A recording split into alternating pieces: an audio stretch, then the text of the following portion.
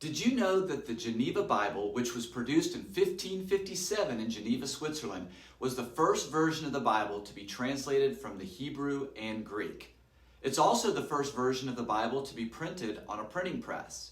At the time, Queen Mary I of England was persecuting Protestants, even having them burned at the stake.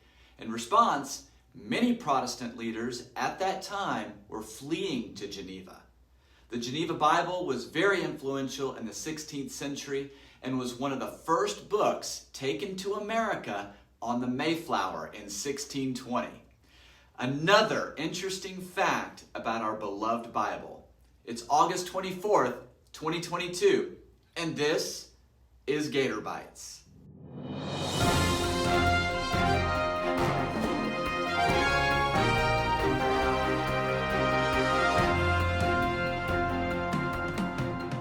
We are so excited to have our campus ministry back for the fall. We have missed you guys so much. The campus had an all-night prayer night last Friday night to pray for this new semester. And they've been planning for weeks all sorts of fun and exciting things to kick off their semester. Now, if you're wondering, well, what is it exactly our campus ministry is doing to kick things off?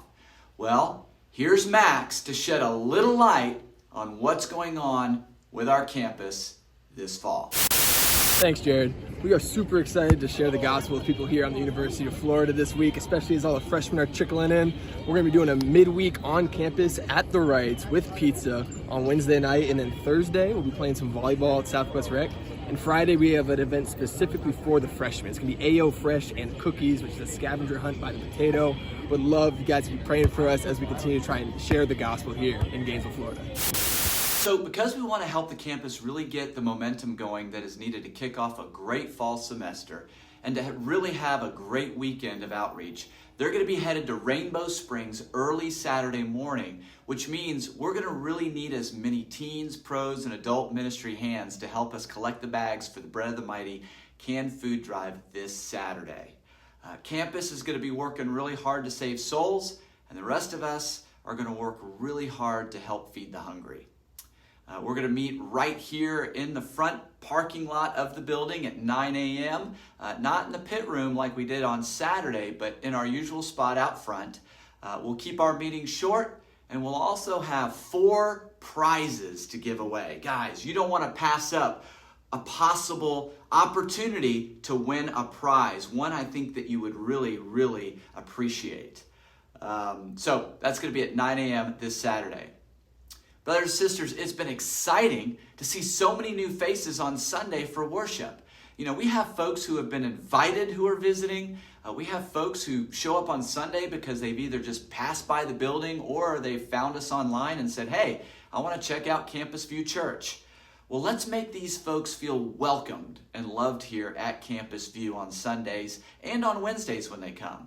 Any new face that you see, make a concerted effort to say hello to them during the fellowship break and to welcome them to our family. Ask them if they're visiting with anyone or if they just came on their own. If they came on their own, ask them if they're a campus student or if they're single or if they're married. And it would be great to introduce them to the Plagers if they're campus, or introduce them to the Lunds if they're single or a young married, or to me and Stacy if they're a young family or an older adult. We'd love to get these folks connected to the right ministry. You know, the last thing that I want to talk about in this edition of GatorBites is something I know to be a very sensitive topic. You know, 2.5 years ago, our world was hit with a world-changing pandemic. You know, it's affected all of us in some way. And honestly, for some of us, we're not totally sure to what extent it has affected us. I'm not a scientist, I'm not a doctor, I don't presume to have all the answers, but what I do believe is that COVID is here to stay, or at least for the knowable future. I understand that there are some of us who are still fearful, and I get it. You know, our physical health is something we don't want to play around with. However, with that being said, we still need the body of Christ. You know, we need the church. You need the church. You know, live stream is a great tool, and we're so excited to have it available to us. You know, we want those who are unable to attend in person to utilize our live stream in order to hear the message and have some connection to the body when they can't attend. But live stream is not the body of Christ. We all need physical contact. We all need physical connection in our worship and communion. You know, I know that some of us may still be fearful of getting COVID. And again, I get it, but don't risk weakening yourself spiritually or getting sick spiritually for fear of getting weakened or sick physically.